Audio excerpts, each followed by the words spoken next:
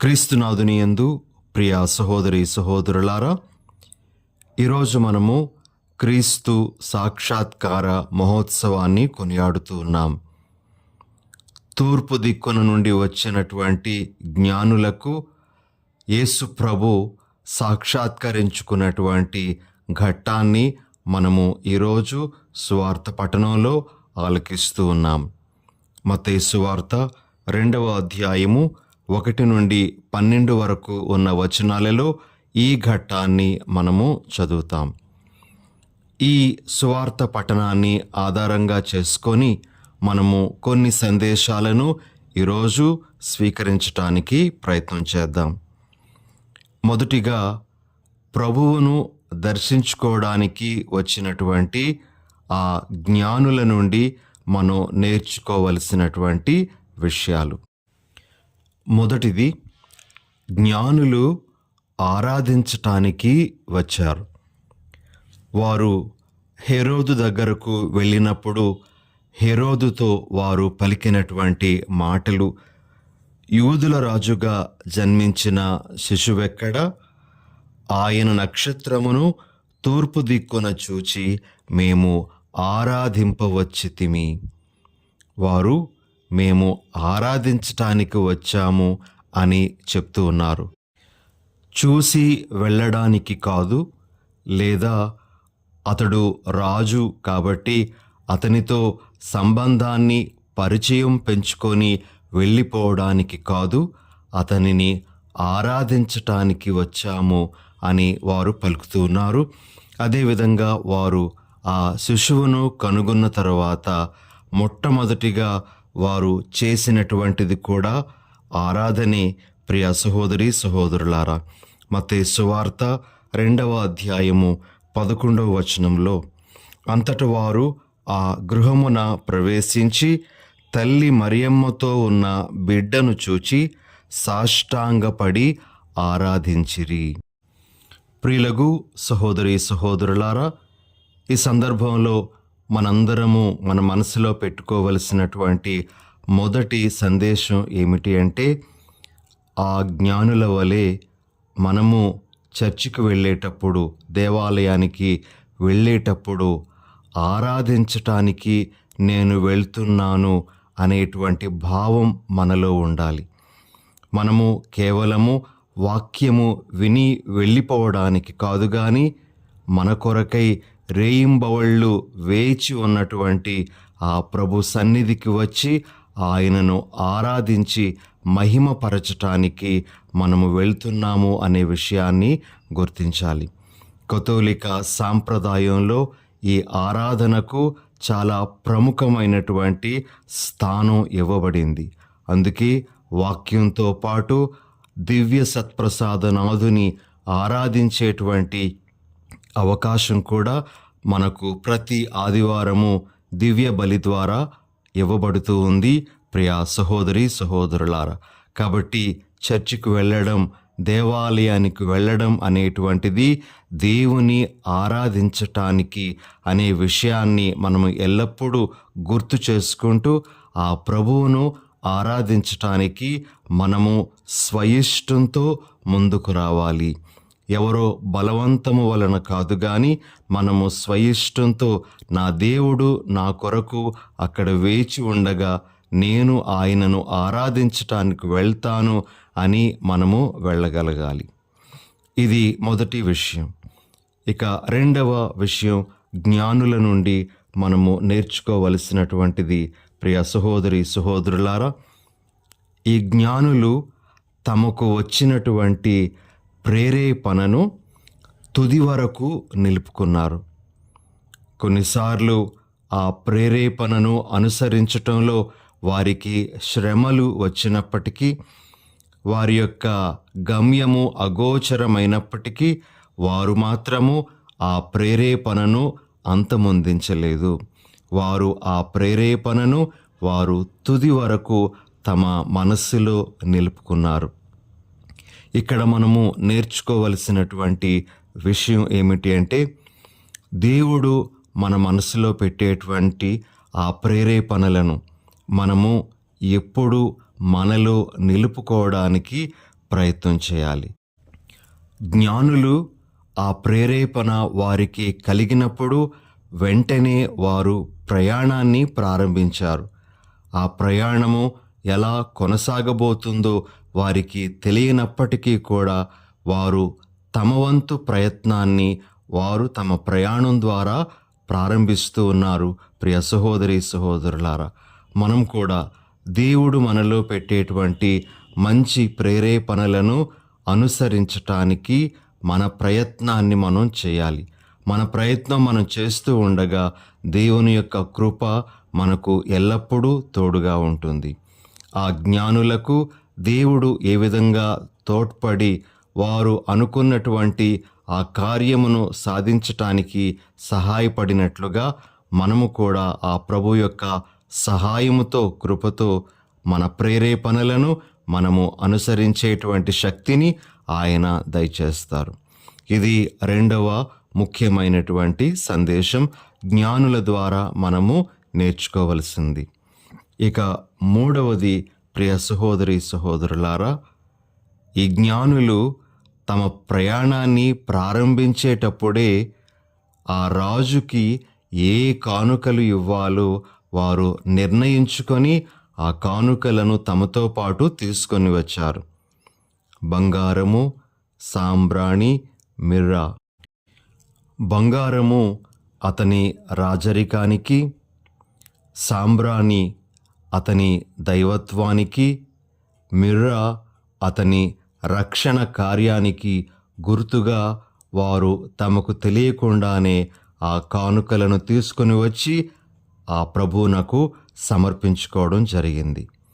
ఇక్కడ మనము నేర్చుకోవలసినటువంటి ఒక ముఖ్యమైనటువంటి విషయం ఏమిటి అంటే, ప్రభువు సన్నిధికి వచ్చేటప్పుడు సాధారణంగా మనము ఏవో విన్నపాలతో వస్తాము. ఆ ప్రభువు నుండి దీవెనలను కోరుకుంటూ ఆ దీవెనలు మనకు రావాలి అనేటువంటి ఉద్దేశంతో వస్తూ ఉంటాం. అది మంచిదే. ప్రభు మన జీవిత అవసరాలను తీరుస్తారు. మనకు ఏ ఏ శ్రమలు ఉన్నాయో, కష్టాలు ఉన్నాయో వాటి నుండి విడుదలను కూడా ప్రసాదించే శక్తి గలవారు మన ప్రభువు. అయితే ప్రియ సహోదరి సహోదరులారా, ఆ జ్ఞానులు ఏ విధంగా తమ విశ్వాసానికి ప్రతీకలుగా ఉన్నటువంటి కానుకలను ప్రభువు చెంత పెట్టారో, అలానే మన విశ్వాసానికి గుర్తులుగా ఉన్నటువంటి కానుకలను ప్రభు సన్నిధిలో మనము పెట్టాలి. మరి ముఖ్యంగా మనము ఆ ప్రభువు చెంత పెట్టాల్సినటువంటిది ఏమిటి అంటే, మన జీవితమే మన కానుకగా ఆ ప్రభువు చెంత పెట్టాలి. ఈ జీవితము ఆయన మనకు దయచేసినదే కాబట్టి ఆయన పాదాల చెంత ఈ మన జీవితాన్ని మనము ప్రతి ఆదివారము దివ్య బలికి వచ్చేటప్పుడు సమర్పించుకుంటూ వెళ్ళాలి. ఇలా మనలను, మన కుటుంబాన్ని కానుకగా ప్రభువునకు సమర్పించుకోవడం అనేటువంటిది మన విశ్వాసానికి ప్రతీకగా ఉండేటువంటి విషయంగా ఈరోజు మనము గుర్తించాలి. ప్రియమైన సహోదరి సహోదరులారా, ఇక నాలుగవది, ఈ జ్ఞానుల నుండి మనం నేర్చుకోవలసినటువంటిది ఏమిటి అంటే, ఈ జ్ఞానులకు తమ స్వప్నంలో దేవుడు ఇంకొక ప్రేరేపణ ఇచ్చారు. అదేమిటి అంటే, వారు తిరిగి హేరోదు చెంతకు వెళ్ళకూడదు అని. మరి వారు దేవుడు వారికి తెలియజేసినట్లుగా మరలా హేరోదు చెంతకు వెళ్లకుండా వేరే మార్గంలో తమ దేశాలకు చేరుకున్నట్లుగా మనము బైబిల్ గ్రంథంలో చదువుతాం. ఇక్కడ మనము నేర్చుకోవలసినటువంటి ఒక విషయం, ప్రభు ఈరోజు తెలియజేస్తున్నటువంటిది ఏమిటి అంటే, మన విశ్వాస పయనంలో మనకు ఆటంకంగా ఉండేటువంటి వారి విషయమై మనము జాగ్రత్త వహించాలి. మన విశ్వాసంలో పడిపోవడానికి ఎవరైతే కారణమవుతూ ఉన్నారో, మనము బలహీనులమైపోవడానికి ఎవరైతే కారణమవుతూ ఉన్నారో, మనము వారి నుండి దూరంగా జరిగిపోవాలి. మనకు మన ప్రభువు మీద ఉండేటువంటి విశ్వాసము నుండి మరల్చటానికి ఎవరు ప్రయత్నం చేసినా మనము వారికి దూరంగా ఉండాలి అనేది ప్రభు ఈరోజు మనకి ఇస్తున్నటువంటి సందేశం. ఈ విషయాన్ని మనం గమనించాలి. యవనస్తులుగా కొన్నిసార్లు తోటి స్నేహితులే మన యొక్క విశ్వాసము నుండి మనలను దారి మళ్లించేటువంటి వారుగా ఉండవచ్చు. లేకపోతే మనము పనిచేసే చోట మనకు తారసపడేటువంటి కొంతమంది సహ ఉద్యోగులే మన యొక్క విశ్వాసం నుండి మనలను దారి మళ్లించేటువంటి వారుగా కనబడవచ్చు. కొన్నిసార్లు మన సొంత కుటుంబ సభ్యులే మన విశ్వాసం నుండి మనలను దారి మళ్లించేటువంటి వారుగా ఉండవచ్చు. మరి అటువంటి వారి విషయంలో మనము కడు జాగ్రత్త వహించాలి అని ప్రభు ఈరోజు మనకు ఈ జ్ఞానుల ద్వారా సందేశాన్ని ఇస్తూ ఉన్నారు. ప్రియ సహోదరి సహోదరులారా, ఇక రెండవ విషయం, ఈరోజు ఈ పండుగ ద్వారా ప్రభు మనకు ఇస్తున్నటువంటి సందేశం. దేవుడు తన ప్రేరణను ఎన్నో విధాలుగా మనకు ఇస్తూ ఉంటాడు.